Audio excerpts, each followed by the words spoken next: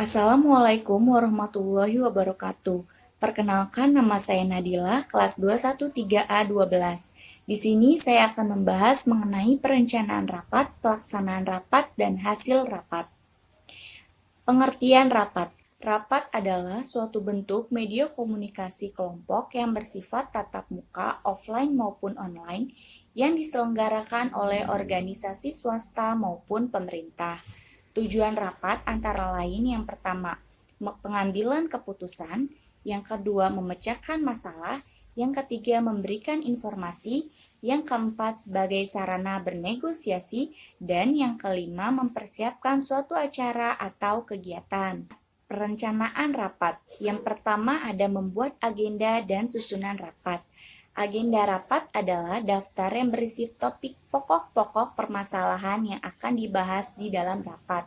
Sedangkan susunan acara rapat adalah rincian atau pembahasan lebih lanjut dari topik-topik dalam agenda rapat. Yang kedua, menentukan peserta rapat. Menentukan siapa saja yang terlibat dalam acara rapat tersebut.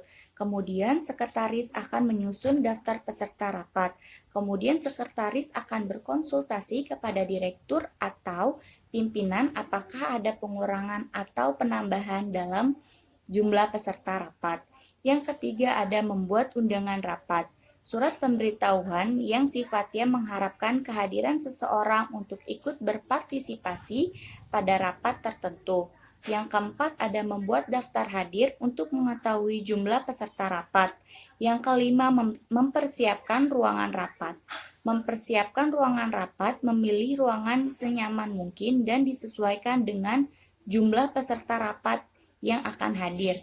Yang keenam, mempersiapkan bahan rapat seperti hasil rapat sebelumnya, kertas kerja peserta yang akan dibahas, dan laporan-laporan kemudian difotokopi sesuai dengan jumlah peserta rapat.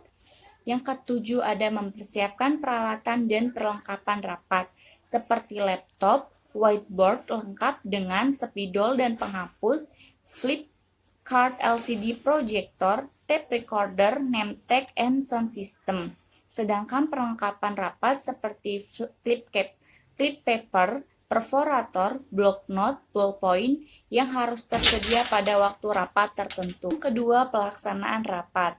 Yang pertama, etika pertemuan. Ketika akan melaksanakan pertemuan rapat, maka harus mempunyai etika seperti kesusilaan, budi pekerti yang baik, dan kesopanan dalam segala hal atau tindakan. Yang kedua, ada gaya komunikasi. Terampil dan efektif dalam berkomunikasi, gaya bahasa yang digunakan jelas, singkat, santun, dan dapat dipahami oleh semua orang. Yang ketiga ada membuka rapat. Kalimat pembuka harus menarik atau memikat dan gunakan kalimat yang singkat, jelas, langsung menarik perhatian pendengar. Yang keempat ada tanya jawab. Pada saat rapat, jika akan mengajukan pertanyaan, harus dilakukan dengan teknik dan cara yang tepat. Kelima, menutup rapat. Dengan menyusun ringkasan atau kesimpulan, para pendengar dapat mengingat kembali isi garis besar pembicaraan. Melalui ringkasan, pendengar mengetahui secara jelas isi dan maksud pembicaraan.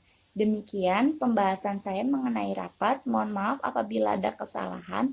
Wabillahi taufiq wal hidayah. Wassalamualaikum warahmatullahi wabarakatuh.